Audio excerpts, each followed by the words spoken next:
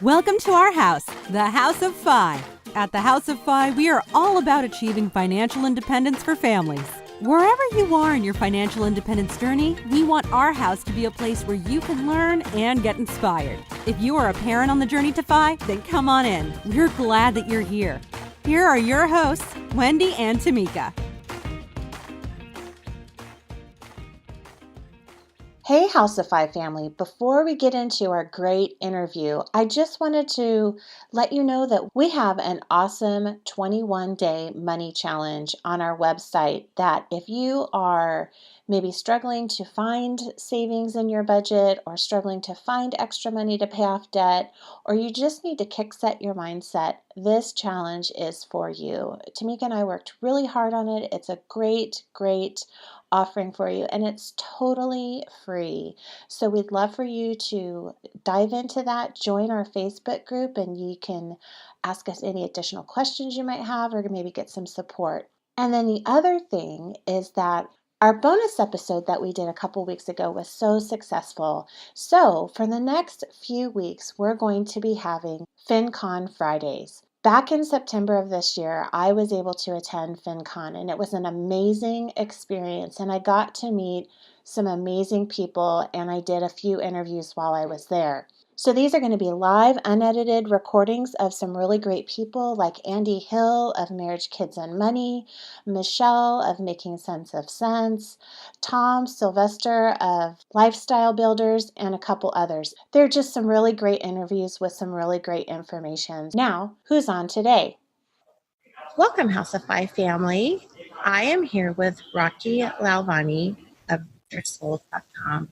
What's interesting about Rocky is that unlike a lot of our listeners so far and a lot of our guests so far, Rocky has actually reached financial independence.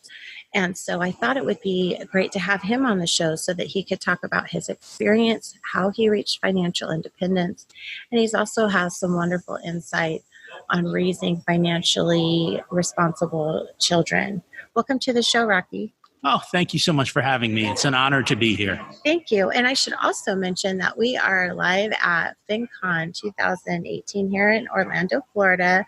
So sadly, my wonderful co-host Tamika is not here, but she is here in spirit. So Rocky, can you tell me a little bit about who you are and your blog and what you write about? Sure. I'm an immigrant to the United States. I came here when I was 2, so I essentially grew up in America. But our parents were from India, so they came with a different kind of background and culture. And one of the kind of surprising things about that culture that I didn't realize till much later is that we're just open about money. Oh. Everyone talked about money growing up. And when they came here, they started essentially at the bottom of the economic ladder. They were only allowed to bring $25 into the United States. And they were kind of starting their life over. And at this, my dad was around 40, my mom was around the same age. And a lot of their friends had come over at the same time too. So I kind of got to watch these people come over and very quickly move up the economic ladder in the sense of, I think within 10 years, they went from living on the bad side of town to buying the McMansions. And we didn't experience that as much because my mom died a few years later when I was 7. So my dad was more so, he was more conservative in the way that he did things. But he still, even though he was on a limited income, he still was able to achieve all of the things that he wanted to achieve in life. And so I got to watch all of these things occurring as I was growing up. So that was pretty cool. Were the families and your dad that you were watching, were they more entrepreneurial or did they work traditional type jobs? It was very split. I think a certain portion of them were entrepreneurial. They had businesses. And then another portion of them were, they were professionals. So they might be engineers. I don't know that anyone was really a doctor within our local circle, but most of them were highly paid professionals of some sort. So they all did well. My dad was kind of the outlier. He had to start over. He had a pharmacy in India, but here his degree didn't matter. So he kind of had to go back and get a degree again and then kind of build up. But he never got back into pharmacy in the United States. He just worked for a business and he was content. So, and I think at the end of the day, that's also a part of it. Can you be content? And that is probably the ultimate gift. Right. Is learning to just be happy with what you have. Right. So you are financially independent. I am financially independent in the sense of if you look at a number, I'm there. I'm a multimillionaire. But that said, we still work. Right. I work because healthcare costs are kind of ridiculous. And, I look at 20, 30 years of healthcare costs. I'm like, whoa, I don't know what this is all going to kind of fall out to. I know there's a lot of people in the FI community who keep their income low enough that they can get the ACA and get their premiums covered. I don't want to live on that low of an income. I want to live on a bit higher of an income. I want to be able to do the things I want to do and enjoy them. And so we enjoy our jobs. If we did not like our jobs, if we hated them, if we woke up and said, this is not what I want to do, we'd make a change. We could, but that's not the case. I also, one of the things I do take a lot of vacation every year, and I'll usually take 2 week vacations a year. And the second one, I'm at home. It's usually around Christmas. We're wrapping up the year. But what I find is when I'm home for those 2 weeks doing stuff, not having the routine, not having a little bit of, you need to get this done and you need to do that so that you can get to work and get your work done. It creates an issue in life of, I think I would struggle not having something to do. And being 100% responsible for yourself also creates issues. So I think there's this balance. If you hate your job, get out. There's no doubt about that. I don't, my job's good. And I always say, the enemy of great is good. And when you're in a good situation, you kind of sit through it. And that's kind of where we are. But yeah, if tomorrow both of us were let go and we had no choice, then we're good. We can kind of live a pretty nice financial independence lifestyle. Financial freedom. Financial freedom. Right. That's what it's all about. But you didn't start there. You didn't start out financially independent. No, How did you get there? So I started out with essentially nothing. I always liked to make money. When I was in high school and college, I was always hustling, always making a buck. So I always had money to live life on my terms. I didn't save much until I got out of high school. And college. The moment I got out of college and I got my first real job, I literally set up all these payments. So money went into company stock, money went into the credit union, money went into the 401k. And then I had after tax, after the money came into my checking account, it went every month they would swipe out money and put it into my brokerage account, mutual funds. So I had set up all of these payments. And, back then I didn't think about it. Now looking back, that was the key to success because the savings came first. I paid myself first. And as long as I did that, no matter what else happened, as long as I stayed out of debt, I could live with whatever was left in my checking account and enjoy life. And in the meantime, that money continued to grow. And then what I would do is as my income increased, I kept increasing those amounts. You didn't increase your life. I did increase my lifestyle, but I also increased my savings. They both went up side by side. The thing is, I think when it came to, I think when we got the last major increase, so when I say it wasn't a one-time event, I would say I think we had a number in mind, making in the low six figures. We thought everything would be perfect. And we blew through that. But we didn't, at that point, our lifestyle didn't continue to creep up. Mm-hmm. So I think we got to a certain level and we were happy at that level and we held at that level while our income continued to rise. And so that spread got bigger and bigger. How did someone teach you that was the way that you should do it, that you should just set it up and be automatic and pay yourself first? Did you have any lessons? I think that was, we always learned growing up that you had to save. So that was always a given. My my dad would always listen to financial radio on AM radio. I would listen to financial radio on AM radio. I would listen to, but Dave Ramsey, when I was still young, Dave Ramsey still wasn't out yet. There were a couple of people before Dave who I used to listen to. And I mean, I always knew I had a number. The number originally was $1 million.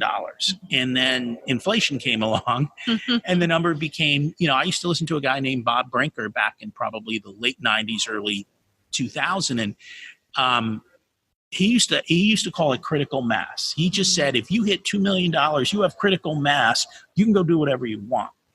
And so $2 million is nice, but again, when you sit down and you figure out $2 million throws out $80,000 a year at a 4% rule, the problem is 80,000 is nice and it's a pretty nice lifestyle, except when healthcare costs $30,000 a year. Right. Now you've got bigger issues, and that literally, I think, for us is one of the main issues. And I know people don't, I've never had to spend I've never really had to spend money on healthcare for me. Both of my kids have had $100,000 episodes of healthcare. One episode that just blew the bank. Wow. So I understand that healthcare costs. That's a pressure point for you. It's a pressure point. You don't want to have to sit there and say to yourself, wow, someone needs healthcare and I need to make a decision. I don't want to make those decisions. I want to be able to handle it. And we could even, at this point, we could write the checks for that. You don't want to have to do that. You don't want to have to, and life is good. Again, it comes back to the thing. If I wasn't able to do the things that I wanted. We go on vacations, and we usually go on a 2-week vacation. We've gone on 3-week vacations, and what we found on the 3-week vacations is about day 18, 19, we all want to go home. Right. So we stop. We're intentional. And so it's like, okay, I don't want a 3-week vacation. 2-week vacations are good. And we take them every year and we enjoy them. And we go to, last year we went to Italy. We just pick different places. We're in Disney now, right? So I can't tell you how many 2-week vacations I have taken to Disney, where we literally went to Disney World with 10 days of Disney World. We did not rush through the parks. We took our time. We enjoyed. And because that's the thing no one talks about, a 3-day ticket to Disney and a 10-day ticket to Disney, the difference in cost is about $40. So why not pay the extra $20 and enjoy life? And we figured out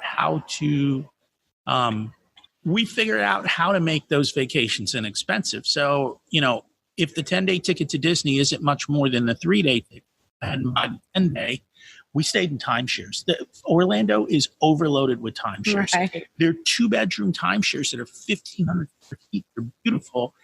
The properties literally have water parks on the property that for kids you just sit there and have a blast. And then because we had a full kitchen, we just stop at the supermarket. We can pick up something for dinner. Occasionally we'd have stuff ordered in.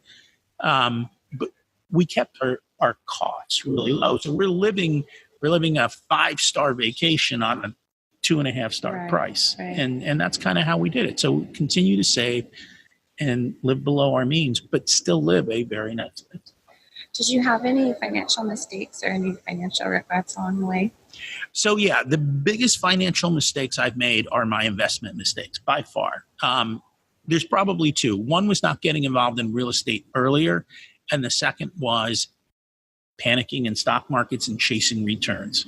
I did that a lot. I would say that early on, I thought I was smarter than, back then everyone thought they could invest in the stock market and they were the smartest people around, and, you'd invest and you'd buy stocks, and it didn't always work out. I was always chasing returns and I was always a little late. I think that cost me a tremendous amount of money. Just not having the right investment mindset. I remember looking at Berkshire Hathaway stock, and I'm talking 8 class. Back then, I think it was under $10,000. Now it's, I think, like close to $300,000. Had I bought that, hey, that would have been a great deal. I stayed out of the internet bubble. I saw the internet bubble, and I saw what it was, and I got out in early 2000. And then I got back in 2003. And from 2003 to 2008, unbelievable money. It's kind of like a lot of people who probably got in 2010 to today, you've made unbelievable money. I was in the stock market. So what did I care about the fact the real estate market was crazy and stupid and people were just, but the real estate market crashing and crushing the stock market. And so I got crushed. And in the midst of that, I panicked and sold out at the bottom. Mm-hmm. And I think that's the thing people don't fear. When you see yourself losing hundreds and hundreds of thousands of dollars, at some point it's just like I'm throwing the towel, and that's what happens. And that was another major mistake.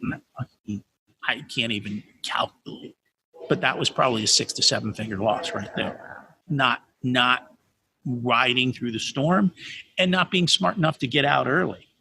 Had I done what I did in 2000, it would have been unbelievable. But you can't always see the storm, and you just need to be able to ride through it and not panic. And that's something I've learned through the years. So the purpose of our show is to help all families reach financial independence, various shapes and sizes of families. And so a lot of what we focus on is teaching the next generation. How do we raise financially literate kids and teach intentionally? So what are some of the things that you have done to help raise financially responsible children? So I have 2 kids, 16 and 18-year-old, and they are both in different ways financially responsible. So we knew we had an issue. Because I saw this happening when I was growing up as a kid, and I've heard the stories. What happens is the first generation kind of lays a foundation. The second generation builds massive wealth. The third generation is spoiled and blows it all, right? And so now my kids are technically the third generation. They're the ones who are going to be spoiled, blow it all, grow. And I've seen this other people in our extended family where the kids are drinking, doing drugs. They have no work ethic and they're living off their parents. And I was like, this is not going to be my lifestyle. At the same point, though, it's hard because we do live a nice lifestyle. You take your kids to 2 weeks for Disney, there are certain expectations there, right? Your kids grow up. I mean, the first time my kid was in an airplane, we were in first class. So you've got to balance these two things out. And what we have done is kind of explain to the kids, number one, it's my money, not your money. Mm-hmm. You have to be financially responsible. And the way we did that, the way that I have found worked best, modified it today, is right around the time the kids were 5, they gave them an allowance. And the allowance was very simply their age and allowance. We've done that all the way through. I cut my daughter off when she went to college.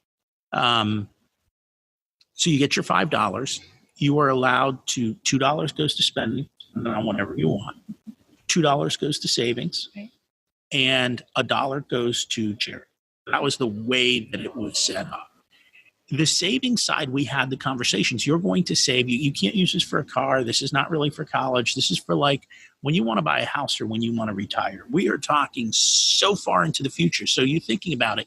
You're teaching a 5-year-old delayed gratification. You're teaching them a super long time frame. And it just becomes ingrained. You just grow up with this mindset.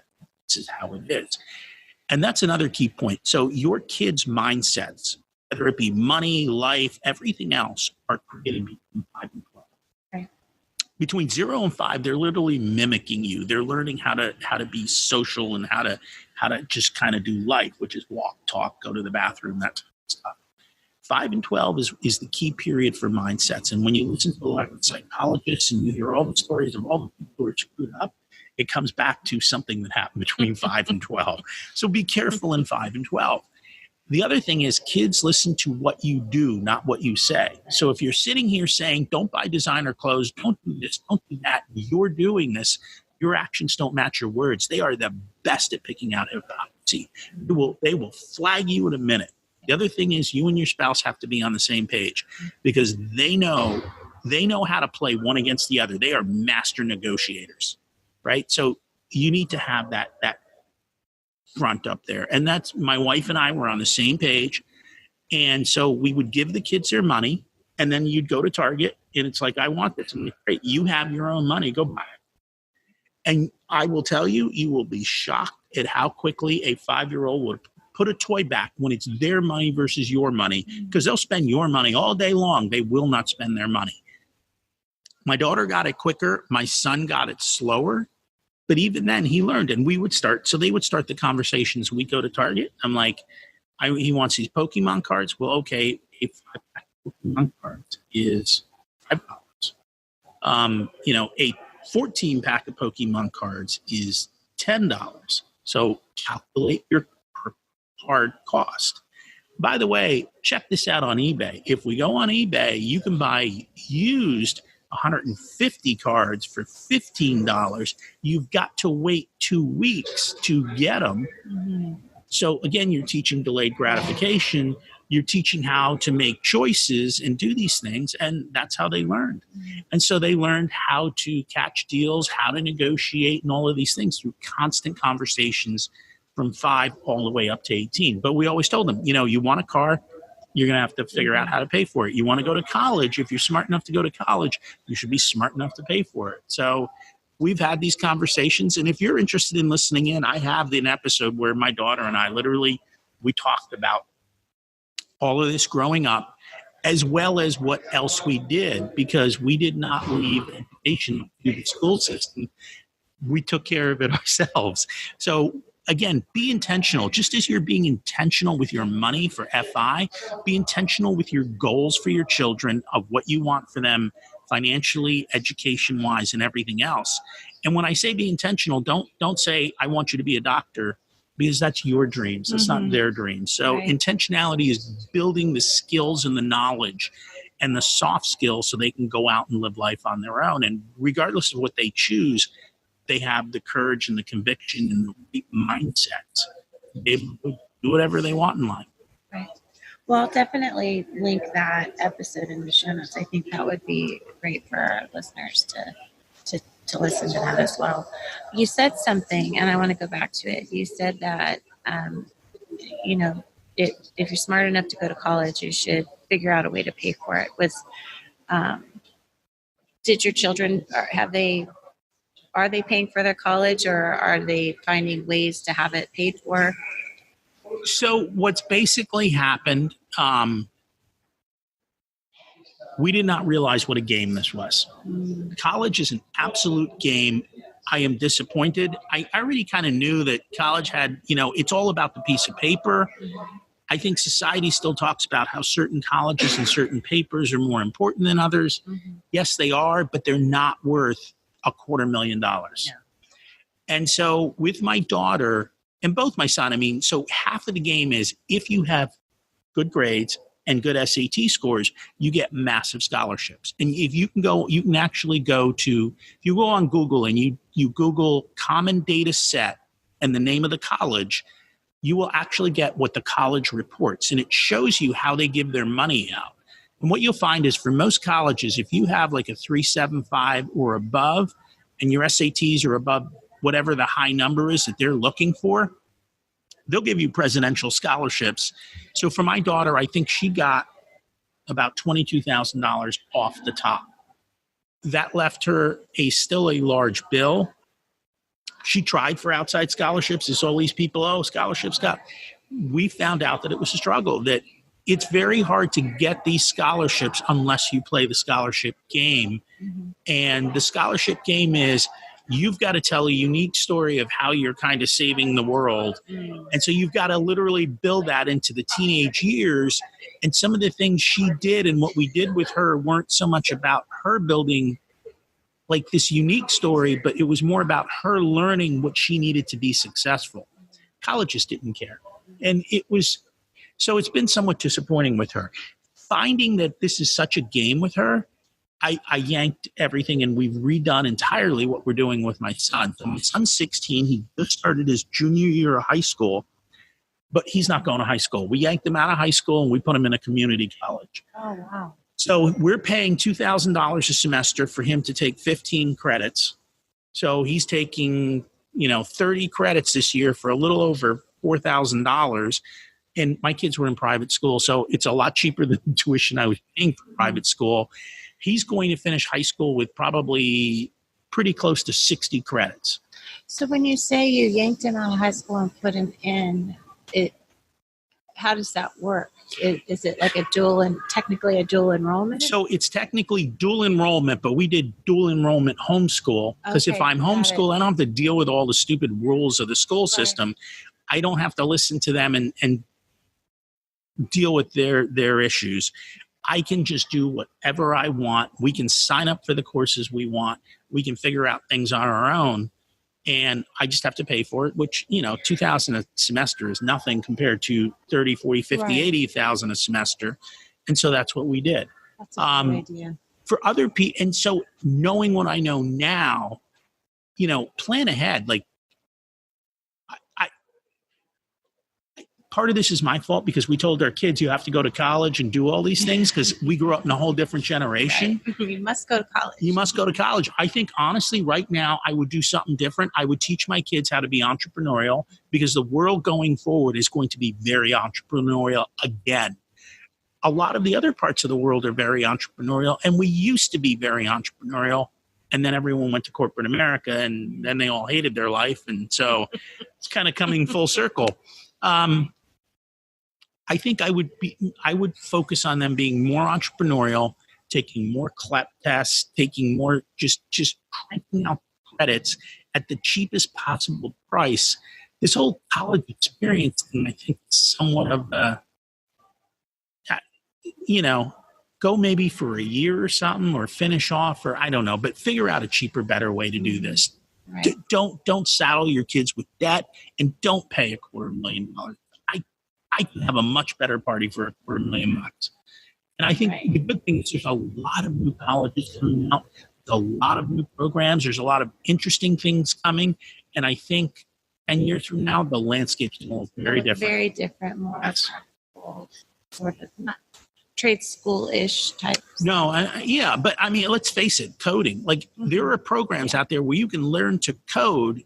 And if your kid can start coding in ninth grade, which he can, and, by 11th grade, they're creating apps and they're doing stuff. You come out of high school with skills that are employable at $50,000 a year. You don't need to go to college. Right. Well, lots of good stuff, Rocky. Thank you so much for coming on the show. I am going to link in the show notes a couple of things that you mentioned, the CLEP test. I actually just looked those up the other day for my son. And then the common data set as well. I'll look that up and put that in the show notes as well. What is the best way for people to find you? So my podcast and my website, it's richersoul.com. So if you go to richersoul.com, you'll see all the info there. And then if you want to email me, it's rocky@richersoul.com. Best way to get a hold of me. And there is a Facebook page, there's Twitter, all that stuff. If you Google Rocky Lalvani, you'll find me. All right, Rocky. Well, thank you again so much for coming on the show. I really appreciate it. Thank you so much for having me. It's been an honor to be here today. Well, House of Five family, that brings this episode to a close. If you've liked what you've heard, please subscribe in iTunes, as well as any of the other platforms you've found us on. We're on just about all of them. Also, please leave us a written review. They help us to know what you're liking about the show, what we can do better.